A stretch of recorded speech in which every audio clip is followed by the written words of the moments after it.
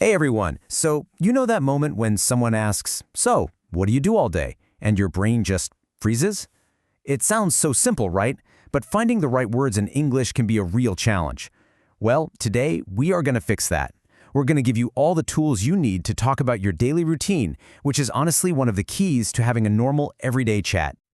All right, before we jump into the words and grammar, let's do a quick thought experiment. Just think about your day.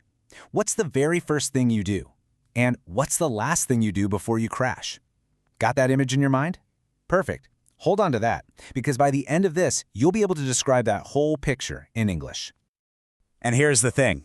Talking about your daily routine, it's not just about listing off a bunch of chores. It's actually how we connect with people. It's how we find things in common. So stick with me, and I promise you'll have everything you need to talk about your day sounding super confident and natural. Okay, let's do this. First things first, we need the right words. You can't tell the story of your day without the vocabulary, right? So let's start with the absolute essentials, the building blocks. And it all begins here, to wake up. You know, that moment your eyes open and you're officially back in the world, this is where your day kicks off. Next up, probably for most of us, is to brush your teeth. Gotta get that fresh feeling, right? It's a non-negotiable step to get ready for the day. And then to get dressed. This is where you pick out your uniform for the day, your costume, really. It's how you get ready to face whatever's out there.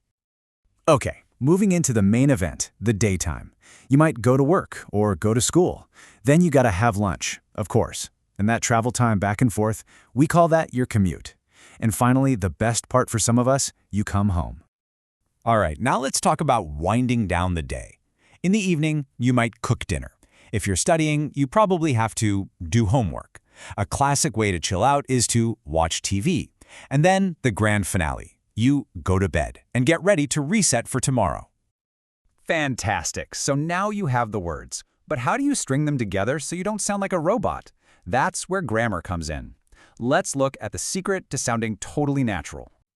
Okay, your number one tool, your grammar superpower for routines is this simple present tense. Seriously, that's it.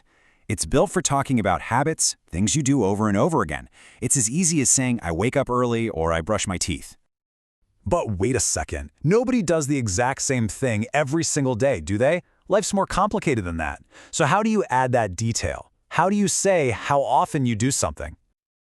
Okay, let me introduce you to your new best friends, adverbs of frequency. Think of it like a scale. At the 100% mark, for something you do every single time, you use always. Then, for stuff you do a lot, but maybe not every day, that's often. And for those things that are kind of 50-50, that's sometimes. Now let's go to the other end of that scale. For something you almost don't do, maybe just once in a blue moon, you say rarely. And for the things that are a big fat 0%, something you absolutely do not do, that's never. Like I never skip my morning coffee. Okay, this is so important. This is the secret sauce to sounding natural. Where do you put these words? It's simple. It goes right between the who and the what. So you say, I always have breakfast. You don't say I have breakfast always. It's a tiny detail, but trust me, it makes all the difference in the world. All right, enough of me talking. You've got the words, you've got the grammar, now it's your turn. Let's put all these pieces together and actually start describing your routine. Let's check out a great example from someone named Sarah. She says, I wake up at 5:30 in the morning because I'm an early riser. I just like to get things done. See that? She doesn't just list an action, she tells us why. She tells us she's an early riser. That's how you add personality. Okay, you ready? Let's try one. Think about your morning. What's the one thing you absolutely 100% do every day? Try to make a sentence with always.